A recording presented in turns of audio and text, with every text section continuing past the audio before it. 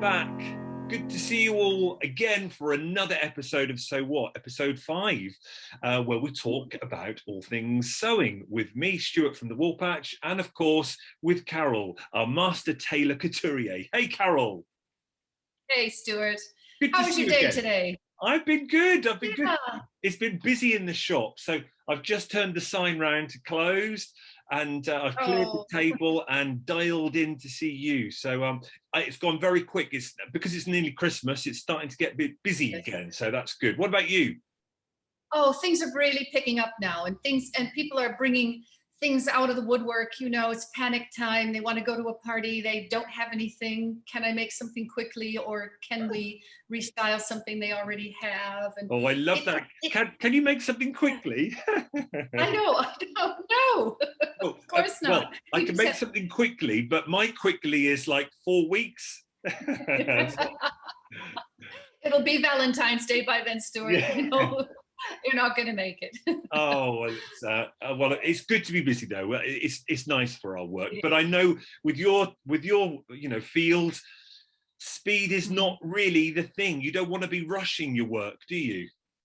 No, you can't. You're making something by hand, and you know, to take sometimes 20, 30, 40 hours to make something. It takes about 40 hours to hand tailor a suit, you know, with all the pad stitching and all the sculpturing that you have to do. And, you know, so you peak out at what, 52 weeks in a year. That's the production, right? So we have to come up with a mix of other garments, things that don't take so long, but it's always one stitch at a time, isn't it? You know, you can't rush that. Are you finding when people do come, they are, how much is a mixture of, can you make something from scratch, or I've got this suit that I wore last year, can you adapt it? So is there a bit of reusing going on? There is. I think people are feeling a bit more conscientious about what they wear, what they buy, what they probably shouldn't be buying, you know. Okay. So there is some vintage work, there's restyling going on, but also people are thinking deeply about I'm finding this, they're really considering what they're buying. So they want to invest in something that has a long-term life. And you know, the bonus of that is if you get something handmade, that then you have something that's individual to you. No one's going to have it. It's unique. It's special. You're part of the creative process. And if you're using a natural fiber, it's going to be sustainable. There's nothing more sustainable than good wool. So, which is what we use mainly. I'm happy to say that most of the commissions now are bespoke. You know, so, and I've missed that. I've missed that so much during the lockdown, you know, because we couldn't be a client-facing business. So we did a lot of work on Zoom like this. We're talking just like you and I are, and holding up a garment and saying, you know, this belonged to, you know, my mother or someone in my family. I don't want to part with it. What are the possibilities? So I'd send them a fitting kit, you know, some safety pins, some straight pins, a chalk, a measuring tape. And this is what we did. This is how I kept busy during the lockdown. Oh, so it's got to be much better now. You could do it properly in person and bespoke. Yes. Yeah, seeing people in 3D is a lot preferable, Stuart. Yeah. Oh well, and we'll come back to that in a little while, because I could see something there that I want to ask about. So, but I thought last episode when we touched on the fundamentals, we got some really positive feedback about that, about those basic skills that underpin everything. And you came back after that, seeing that success. You said, "Let's talk about the thimble." So, is that what we're going to do today? I've got it. Got it on. I was hoping. Yes, I was hoping. I mean, you put the thimble on, and even just that act of putting that thimble on your finger it means this is serious. Now we're going to be doing some real sewing. You know, it's just that part of getting dressed for work, I think, is it feels lovely. I'm using a tailor's thimble, so it doesn't have an end on it. Oh, right. Okay? Oh, yes. Open. It's an open thimble. Because my one. So yours is closed, right? Is that because you, with a thimble, you're more often than not pushing the needle in, so you're only using the side. So is that why your end is uncovered? That's right. So we kind of go sideways. Yeah. Where you are pushing like that. Yeah. The end of the needle. Do you use the side of the thimble, Stuart, or do you use the end? I think I'm just trying to think. No, I'm a sider. I tap my needle in. Yeah. Yes. Yeah. I think. Yeah. Yeah. I mean, a lot of people don't use a thimble. They think it's like having another finger. Yeah. You know, it's a bit cumbersome. It's a bit clumsy. And then, you know, why should I learn to use a thimble if I'm not going to use one? You know, it's like algebra. I'll never use it. You know, why learn it? But actually, you never know when you're going to need a thimble. It does strengthen your hand sewing. And if you run into a heavier cloth or multi-layers of cloth and the needle puts too much stress on your finger, you know, a long time ago, I just went for it. I didn't have the thimble to hand. I pushed the needle right through the tip of my finger. You know, you draw blood. Why? It's unnecessary. It's silly. So learn to use a thimble. Well, how do you do that? And when I started in the West End, when I had my first job on Savile Row, one of my mentors gave me this really cool exercise. And what you do, you just get a piece of card. Okay. Just get a piece of semi-heavy card. Strap on the thimble. You wear it on your middle finger, right? Yeah. Get yourself your needle. I'm using a milliner's needle. I think this is a size 5. It's a longer needle, which I like to use a longer needle. So so is that so a milliner's are longer then? Just because is that why it's I don't know what a milliner's. It's just the name. Yeah, it's because of the textures that they sew with, and longer needle with more leverage is better for that. And that's a milliner's. Yeah. That's a milliner's needle. Yeah, it's got quite a small eye to it though, and it's not doesn't have a thick shaft either. It's quite a long, lean, slim needle. Okay, so that's one type of about 1 billion kinds of needles, aren't there? Tell me about it. Yeah, here in the shop. I've tried to condense it down. I haven't got milliners, but I might do that now. I only have what we call betweens and sharps. And I use a between, it's a weird name, isn't it? For my binding on a quilt. So. Okay. And so what are the bonuses of that? Well, they are super, they are tiny. So there is very little leverage. So look at those, especially this is assorted. But what is that bottom one there? That's probably not even an inch. It's tiny. Right. So it's with binding on your quilt, you can take a bite very sharp. You can take a bite and you can pull it out and you can quickly sort of do that. Yes, I use a between. I'm just looking here. I've got a size 9 between. What size? Do you know what size you're using with your between? 3 to 9. Oh, so you've got assortment of 3 to 9. So I've got a 9 here, and that's like half the size of my milliners. It is. They are tight. Oh, hold it up. Then hold it up. Yeah. So can you see that? Oh my word! Look at that. Yeah. So there's that, and then there's the 9. Yeah. And but I use the 9 if I'm doing some edge stitch on the very edge of a lapel or a pocket, because I want close together stitches. Absolutely. Yeah. Back stitch. So just like me with my binding. But if you're so you're using your milliners if you are doing longer stitches, is it? Longer stitches, basting, or else if you're felling something or hemming something, you can do 2 stitches. You can put 2 stitches in and then pull them out. So you can use the needle to make more than 1 stitch. All right.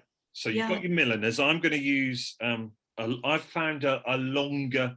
I've gone for a sharps I've got Yes. a longer one. But you're right that the eye of the needle is really tiny, isn't it? It's really tiny. Yeah. No, you don't need thread for this, but that's okay. You threaded it. Well, that's right. You can use thread. I'll take it out. I'll take it out. Okay, take it out. Yeah. And you get yourself a piece of card or a piece of paper. Good man. Yeah. Oh, I love your logo. That's so sweet. Good old Barbara. And basically, what you're going to be doing is you're going to be just poking a hole through the card. Okay. No thread. All right. So take your needle. You've got your thimble on. However you want to. Yeah. However you want to push the thimble through. Now you know how to use a thimble, so you're going to be used to this. You're going to catch on fast. But you just put the needle through. Yeah. Bend the card. Put the needle. Push the needle through the other way with your thimble. Pull it out. You'll hear that snap. So it's that bit there, isn't it? Yeah. You're left-handed, Stuart. I am. Yeah. Okay. So this is what you're going to be doing. Let's see. Okay. So just put the needle through and push it through with your thimble, and just keep doing that. Just keep doing that, and you'll get a card full of holes. Oh, wow. Fill the card with holes. And you can do this when you've got a couple of minutes, and try to do it without looking. So that you're just getting a feel for it. And you'll find that after a while, you'll start speeding up. Now, what's gonna slow you down is the card. It's a little bit awkward, isn't it? Yes. It's not fluid like fabric. Yeah. So you've got resistance from the card. Yeah. And you have to work with it. But actually, because of that resistance, you've got a bit more control. When you when you push into the cards, are you holding the needle in your thumb and your first finger? That's right. Yeah. So I'm not using the thimble to push. No. To insert the needle. You're just setting it up. Yeah. Then when you pivot the needle, that's when you bring the thimble in, and that's when you bring the thimble in. So let's just have I don't know if this is a good angle, but so you push the thimble first. Yeah. I mean, you push the needle in with your thumb and forefinger. Okay. Push in. There it is. Now you add the thimble to the eye of the needle and push it through. Oh, and you are using your other hand to guide and bend. Yes. Okay. Yeah. So, and you're using the other hand underneath. You're kind of using your finger on the other hand to push it back up into the card. Yes. And that's how all your fingers cooperate. Yeah. Because you've got this card as resistance. If it was fabric, it would be flopping all over the place. Yeah. But just keep doing that and fill the card up.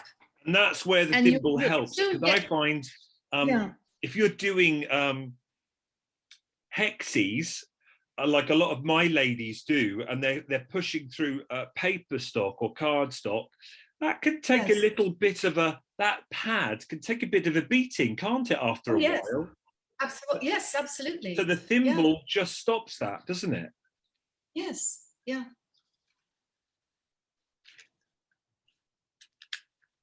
It's always quite therapeutic, that, isn't it? It's quite therapeutic, and it's quite a nice sound as well. The snap. There's a thing on YouTube called ASMR.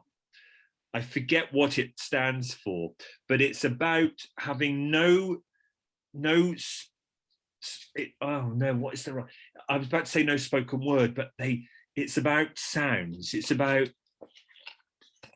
ASMR. ASMR. People who struggle to go to sleep will go onto YouTube and put ASMR videos, and it can be weird things. It can be weird things like this. Yes. Or even weirder, some people talk and they go, "Today we're going to make some sewing patterns." and they speak softly, but that's a bit too creepy for me. But there is something nice about hearing paper folded, creased, yes, turning, you know, that's so it's ASMR. that's it. It's I've never heard of that, but that sounds really interesting. It does stand for something. I forget. I'm sure our viewers will tell us in the comments below. But so the idea is to get just better at, or to the point where you forget the thimble is actually on. Precisely. That's exactly it. You just forget. It just becomes part of the hand, and it just and you feel your hand getting stronger. Yeah. Because you're manipulating with the thimble and with the card. Now, you can also take just a regular piece of paper, writing paper, and you can fold that in half.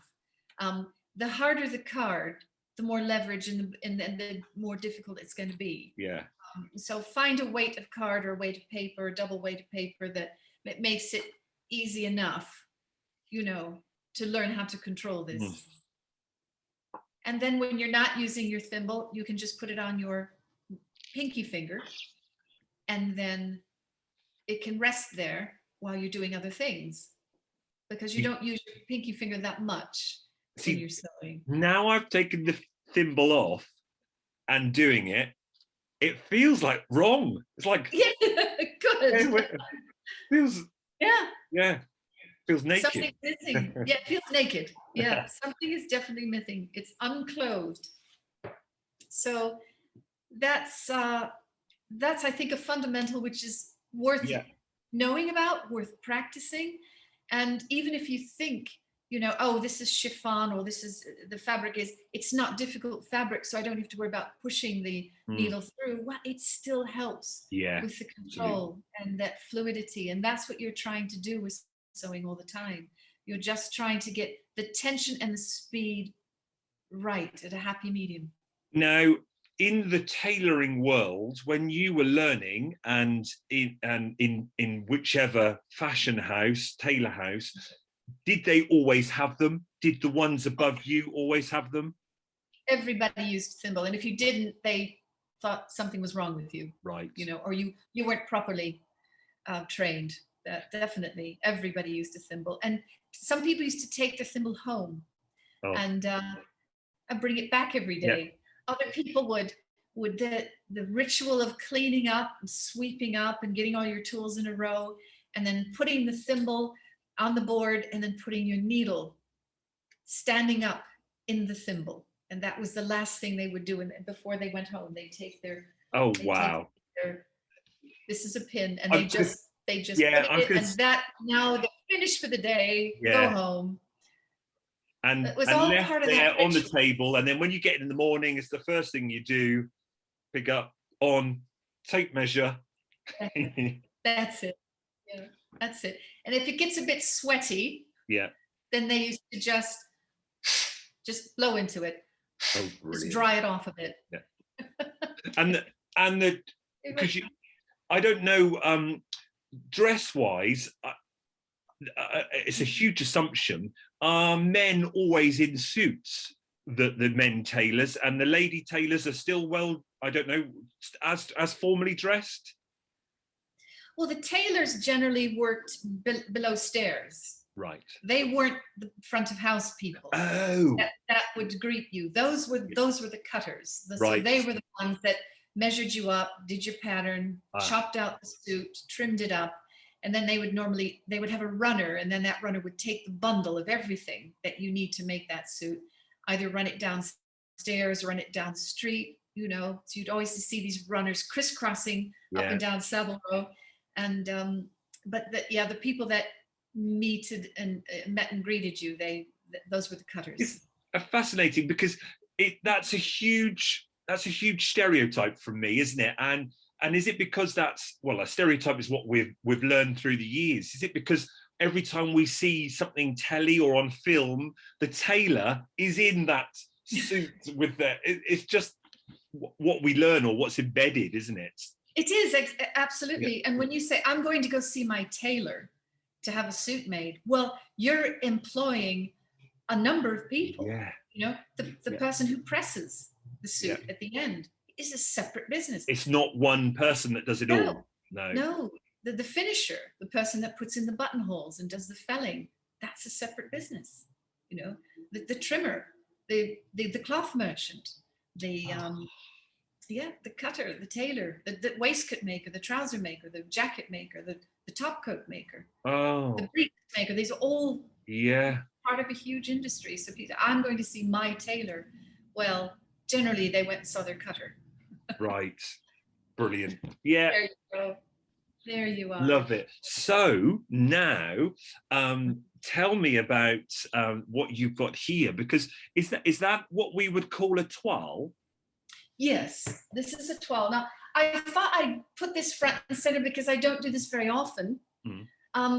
But when you do it, it's worth talking about, because this is dress modeling.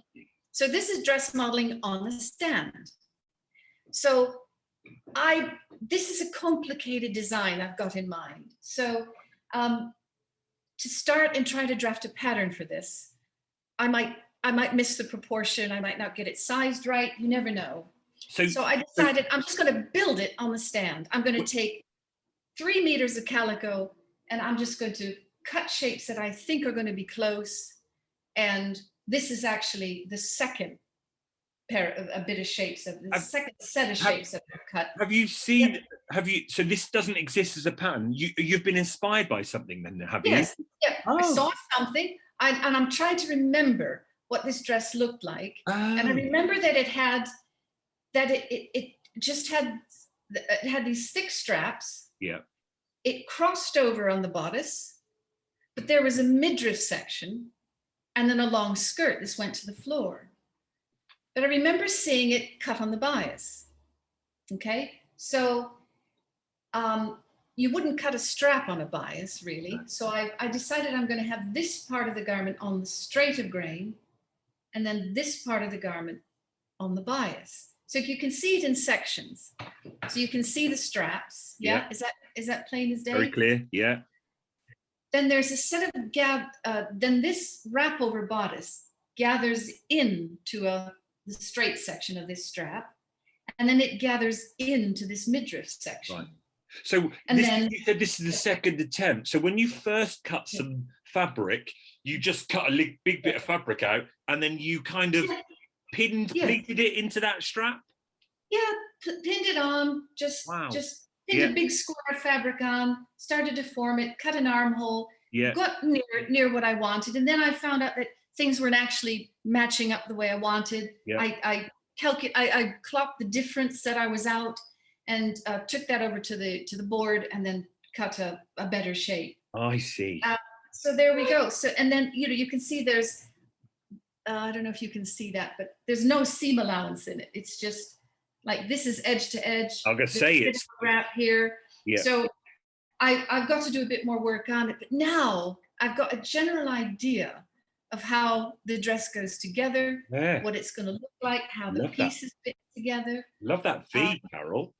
Yeah, it's quite good, isn't it? Yeah. And I thought maybe this would be a separate section here, but I'm not sure. But anyway, I'm thrilled because I'm near the mark now. It's almost there. Now I can take it to the board, and I can draft the pattern. Yeah. Properly. So that's just all pinned together, isn't it? So you would then, when you say take it to the board, is that a term for the drawing board? The cutting table, yeah. Right. So it's a big long table. I don't know. It's behind. I don't know if you can see it. Yeah, and you lay those. There it is. Yeah. And then I'll just lay out a big piece of paper or a piece of card, and then I'll take this apart, and then I'll start to draw the pattern, put in the grain lines, make sure that it measures. I'll use a measuring tape for that. It balances up, and everything's going to fit together. And add on your seam allowance as your... Add all the seam allowances. That's very important. Yep. Add on the seam allowances. And what will you add on? Just a centimetre? I use a half an inch. I always find a centimetre not quite enough. Yeah. Half inch is nice. It's stable. Or if I'm going to, maybe I'll just face this armhole. I don't know how I'm going to finish that off, but I might just allow then 1/4 of an inch here. Yeah. Just put a binding on. Not quite sure how I'm going to finish it off, but when you're looking at it, now you can start to build it for real. Yes. Yeah. When you see it. And a lot of times you build a flat pattern, you put it together, you put it on the stand, something isn't quite right. Yeah. You have to go through that adjustment anyway. This is so complicated. I thought I'm going to model it. So this is dress modeling on a stand. Ah, Yeah. I see. And that's literally where you are modeling your calico or whatever toile fabric you're using, and you're trying to model what it will look like at the end. Exactly right. Brilliant. Exactly right. You're trying to get all the design features balanced. Yeah. Before you go to the cutting. And it's interesting because for example, I cut 2 straps exactly the same size. And on this side, I have a bigger seam allowance than that side. So I know my mannequin isn't exactly symmetrical. Yeah. It's very old. I love this mannequin, this Kennett and Linsell, but it's very old, and it's had some shifting and some, over time, it's lost its symmetry. I've fallen down one too many times. When we're looking at the bust there, as you look at it, because it's gathered at the bottom of the bust, you're not thinking, oh, I might put a dart in there or anything. You're happy with how that looks? I'm going to use a very lightweight silk. Ooh. So it's not going to pucker up like this. No. It's going to be a more gentle set of gathers. But I might take some of these out when I do the pattern. There might be too many in there, but this is a size 12. It's not going to be for a skinny person either. Yeah. It's so it's slightly fuller figured.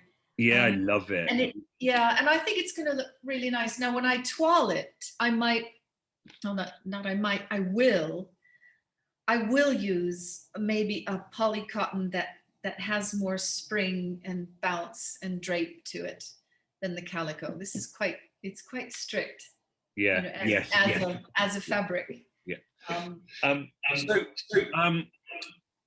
The modeling idea, was that a term coined by someone in particular, or is that a tailoring term, dress modeling? It's more of a couture term. Right. Dressmaking couture. Yeah. And a lot of the houses, I would imagine, if you saw, the great Dior exhibition at the V&A, there was one big room which just had the calico toiles in. Oh. And that was my favorite room. I was trying to say that how something so simple can be so beautiful. Yeah, yeah. All in the same fabric. So, and some of the calico, some of the toiles are actually made of organza, really high quality, expensive fabrics. Yeah. But it was all part of making a prototype which is as close to the real thing as you can get, because this doesn't really bear a reflection on what the final dress is going to look like. No. But I'm using a material which is almost like pattern paper, pattern card. It's a stiffer fabric. It's not fluid. So I'm kind of using a material which is much like the next stage, which is the pattern cutting. And then once I get, because then I can take this off the stand, you see, and it's firm. Yeah. And it's, the fabric is got a certain texture to it, where it's not going to flop around, start to ravel. So when I take this off and I smooth it out with the iron, it's almost like paper. It's almost like card. Get you. And I can easily trace this off and then start to refine the pattern. Well, hopefully we get to see this whenever you get to the next stage. Well, absolutely. We'll do that. Are there any books if our viewers want to go and research dress modeling? Because I know you've got a bit of a little library, library there. Let me see. Because I did talk about the pattern cutting, didn't I? Oh yes, we did that. I think we did that during the sewing bee, didn't we? Yeah, here we are. It's actually it's the same author. It's Martin Schoben. This is a really good book. Oh, The Art of Dress Modeling. Yeah. Okay. Is there a bit of a glare on there? Yeah, I can see it though. Martin Schoben. Yeah. Yeah.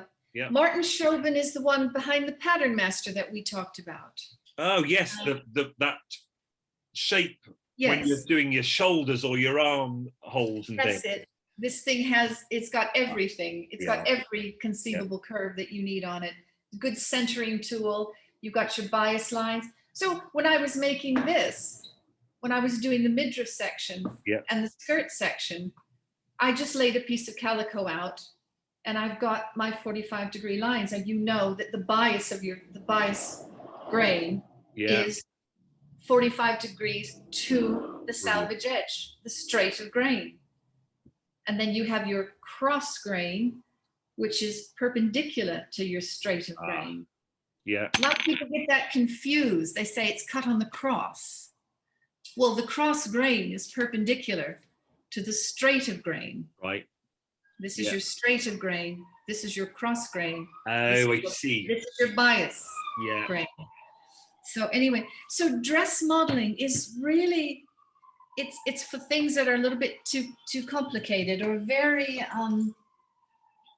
like you might model big ruffles, or you might, if you have a garment which has got a lot of drape in it or a lot of pleats in it, or things that just aren't square normally, vertical and horizontal darting and things like that. If you're getting your shape by twisting and turning fabric, now you're talking about modeling. Oh, I see.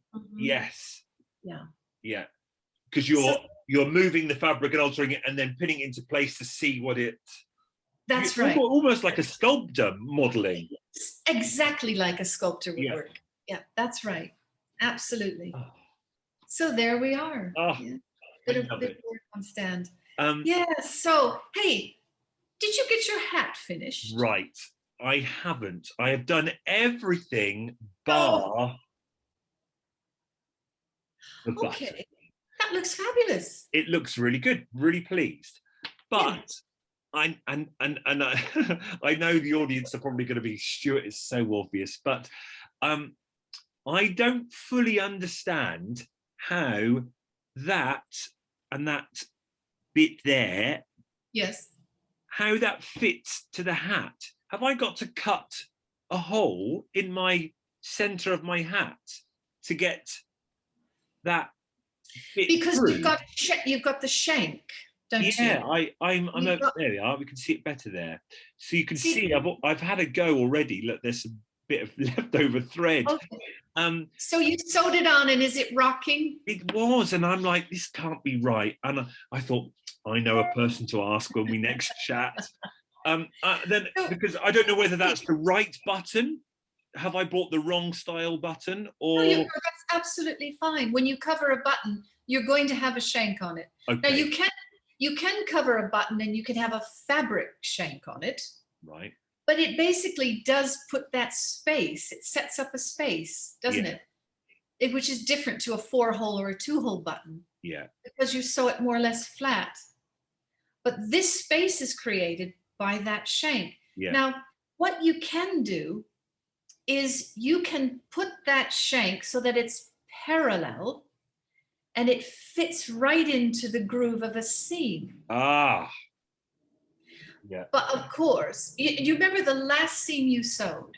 Mm. You had 4 sections and 4 sections, and then you joined them together. Yes. Now that seam, and I think you pressed things, you pressed either side. Yeah. You can take that shank and set it into the center of that seam, that pressed open seam. Yeah. That gives you a little bit of a divot. Right. A divot to hold that in. So now my next question is, have I already threaded that bit, put it in the seam, and then do I stab my pin in top down, or is there a certain procedure to do? See, let me ask you another question. Okay. Your lining, is it loose from the hat? It is, yes. What I would do is I would double thread your needle with double thread, tie a nice secure knot in the bottom. I would feed the needle through the inside of the hat, through the center of the lining. Yeah. Then let it come out the center of your fabric hat. So I'm coming out the top now. Yeah. At the top. Then put that needle through the shank. Yeah. Pass it through the top of your hat. Right. Yeah. Through the lining of your hat. Yeah. And then keep doing that. Do that about 4 times. Right. You're going to secure the lining to the fabric, the main fabric.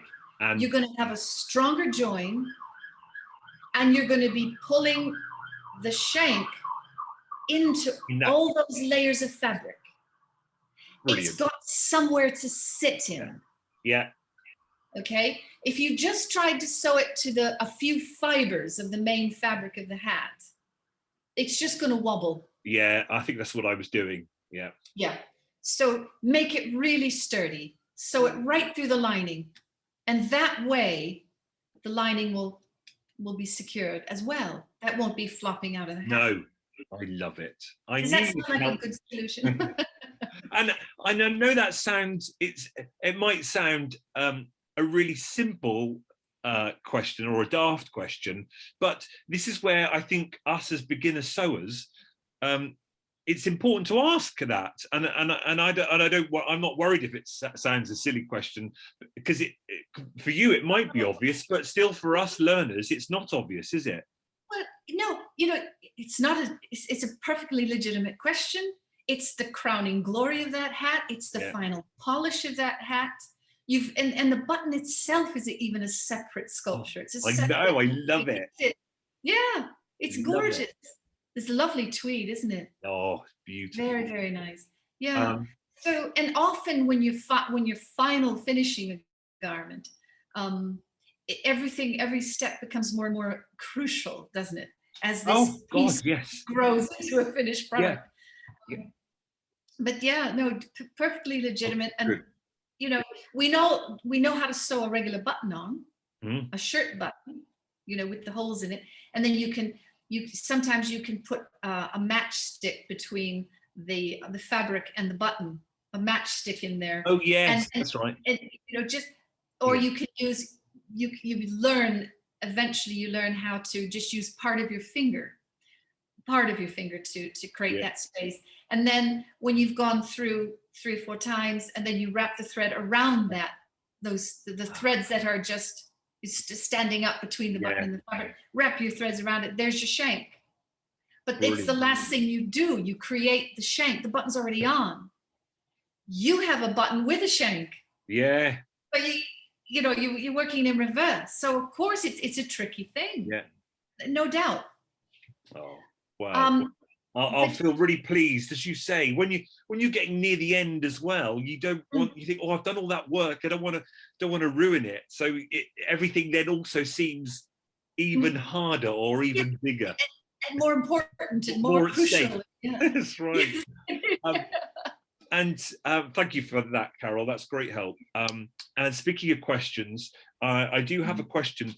When we were talking about sewing machine needles and different sizes, you said you use a 70 a lot, don't you? Yeah, practically for everything I use a 70. I had an interesting question from Barbara off YouTube. She says, does the needle, would you change the needle according to if you were sewing a mix of fabrics? So say you were sewing a knit to a woven, or a lighter fabric to a heavier fabric, would you change the needle accordingly? You would. If you're using a chiffon, you'd want a small, a thinner needle. Ball points are good for jerseys. Yeah. You'd use a heavier needle for the relationship is inverse, isn't it? The higher the number. That's right. Yeah. Okay. Bigger. Yeah. Yeah. So if I was sewing with denim and I go to a thicker needle, so say a 90 or even 100. Yeah. But if I was sewing a light bit of fabric, like what did you just say? A chiffon or an organza.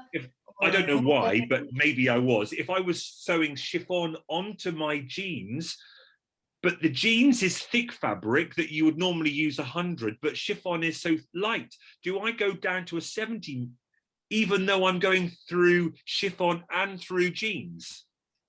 Yeah, probably use a heavier needle, or maybe a heavier needle than you would use if you were just using the chiffon alone. Ah, right. And then you would do samples, because if you use a really thick needle and you're appliquing chiffon onto denim, yeah, it might actually pierce the fabric in a too robust a way, causing holes in it, or even leaving holes, bigger holes than you want. So I would just experiment. But that's a good question, because if you're appliquing, or if you have an overlay, or you're doing some kind of decorative work, that's true. You'd have to pick your needle carefully, wouldn't you? And I think you would. But you've just hit the nail on the head, and I don't think we do this enough, do we? We don't. Because it's time, I suppose, we all want to make our project. We don't perhaps spend enough time doing samples. In the knitting world, technically, when you start a new project, you should test your wool and do like a tension gauge to see if it's going to come up at the right size. But most people will skip that because they just want to knit.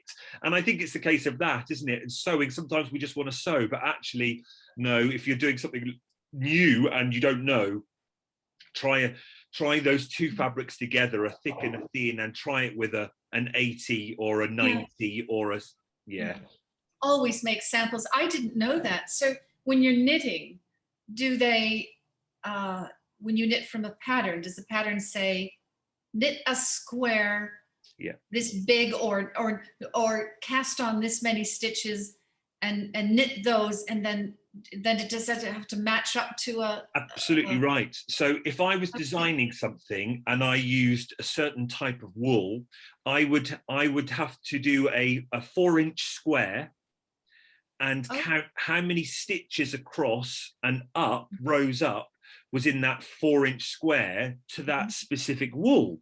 So if you then go and knit that pattern to the same wool and got the same gauge, you know it's going to come up exactly the same as my pattern, that my size. So if you do a medium and I've done a medium, you know it's going to be right. But if you buy a different wool that's not the same wool as mine, you've got to really do a gauge, because if my wool is slightly thicker and I get less stitches in that 4-inch square, if I knit the same pattern, that's either going to come out bigger or smaller, and then you'll be angry. So technically, if you want to be right with the right size of what the pattern designer has made, you should do a gauge check, this little swatch, but everyone hates doing it because it's boring. That is very interesting. And I'm just thinking, listening to you talk, if you are a looser knitter or a tighter knitter, then the size is going to be directly affected by that, isn't it? Yeah, and then you get upset because the garment doesn't fit. You could have potentially wasted a lot of money on real wool, hand-dyed yarn at £20 a hank, and you've used 5 hanks. That's 100 quid. So yes, you should, but there are some people who know their tension and they know where they're at. But if you're using a new wool that's not the same as what the pattern designer has used, then technically you should. If it's the same brand and the same wool, no problems. But if you're substituting a different yarn, you should check. I see. Well, that's really interesting. So there's some correlations there, you know, like if you're making a big bomber jacket and you're using a lightweight, like a ripstop nylon, like we did, we made one of those. that's a whole different garment than if you decided to use a fleece or heavy corduroy or boiled wool. So same kind of thing. And of course, the home sewer doesn't have to think about that. You know, the fabric is the fabric, and we have our pattern, so the sizing is all done. It's only when you choose a fabric which is really different to what the pattern suggests that it might be a bit tight or it might be a bit loose, depending. But yes, boys and girls, always make a sample. Yeah. Even though you're itching to get on, if you're doing something new, to save. Oh, and as we've always talked about, like me with my preparation when I put my stay stitches in, even though it feels like you are spending longer time at the beginning, I think in the long run that is paid back in less mistakes or quicker overall work, because it's there. It's easier. You'll actually get done faster if you do a little bit of prep and stop and think every now and then, and have a look at how you're mirroring. You know, make sure that as this thing grows up, it's symmetrical, right side, wrong side. You know, that game of opposites. It's so important. Oh, it's been a wonderful chat again. Very good. And I know people are knocking at the door wanting our video on jersey and knit. So I think we might have to maybe, because we're coming up to Christmas, maybe we'll plan a special video on that. So that'll take us some time to prepare for that, won't it? Yes, but it's in mind. Thanks for the reminder. I'll get some ideas together. I'll get some jersey samples. We should do a chevron. We should do a cut chevron dress, I think, a piece. And we'll have that plan ready for the new year, because I know that feeling of the water rising up. I think it's probably up to your chin. It's going to be busy right up until about the 20th. So let's do that. We'll have that in the new year sometimes. But today, a lovely video. We've just sat here for 45 minutes talking about the humble but vital our thimble, our best sewing friend. Really enjoyed it. Okay, everyone, let us know in the comments, are you a thimble user, and what type I know some people have the thimble that has been passed down in generations, haven't they? So this is my teacher's. Is it? Oh. Yeah. My teacher left that to me. So and let us know in the comments if you've got a card full of holes and if that was helpful. Yes. Yeah, absolutely. Thanks, everyone. As always, it's been a pleasure. Thanks, Carol. Love our chats. And we will see you on the next one.